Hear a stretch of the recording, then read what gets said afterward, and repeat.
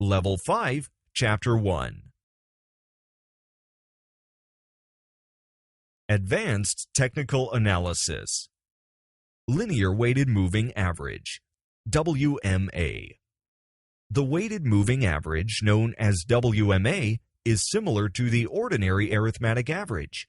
The only difference between the two is that the WMA gives more weight to more recent periods than to more distant periods in time, in contrast to the simple arithmetic mean, which gives equal weight to all observations. For instance, a WMA over 20 days will give priority to the most recent 10 days. WMA acts as one of the strongest support resistance levels. The WMA is used as an addendum to other technical indicators. Exponential Moving Average, EMA. The EMA is similar to WMA, with the difference being that it gives exponential priority to recent periods.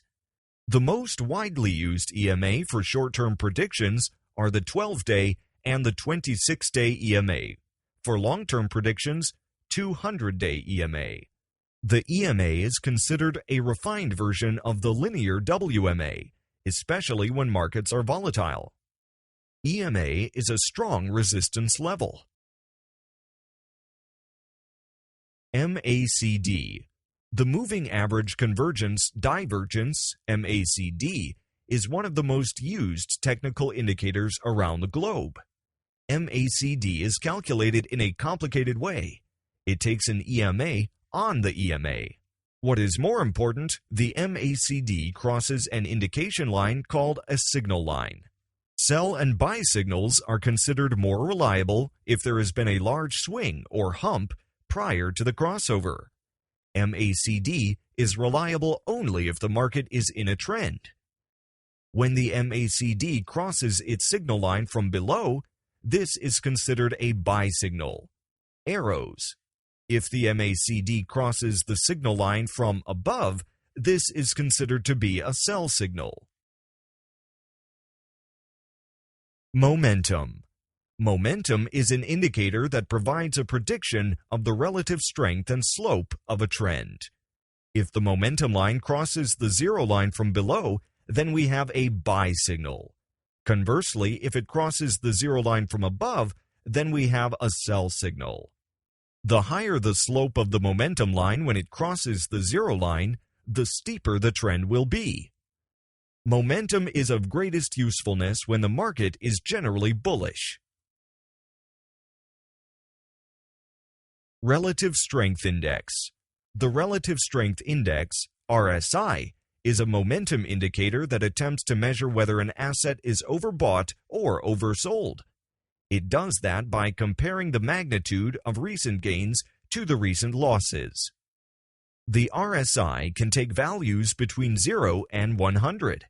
It is generally considered a rule of thumb that if the RSI approaches a value of 70, then the asset is overbought, and you should therefore take a short position and sell.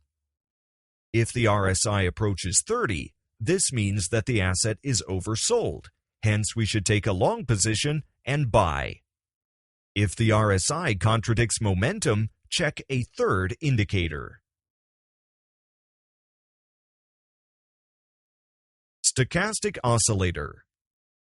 Stochastic indicators go one step further than the oscillators we have described so far. Depict dynamics in price movement. The stochastic oscillator consists of two lines, %K and %D, and it can take values from 0 to 100. When %D is below the 20 threshold and %K crosses %D from below, %D is the red line, %K is the blue line, then we have a strong buy signal. When %D is above the 80 threshold and %K crosses %D from above, then we have a strong sell signal. Bollinger Bands. Bollinger Bands represent a channel of two lines formed by placing standard deviation of the price above and below the simple moving average line. As a rule, an asset is considered overbought when it touches the upper band, sell signal. Accordingly, an asset is considered oversold when it touches the lower band, buy signal. Williams Accumulation Distribution, WAD. The WAD is used to determine whether sellers or buyers prevail in the market.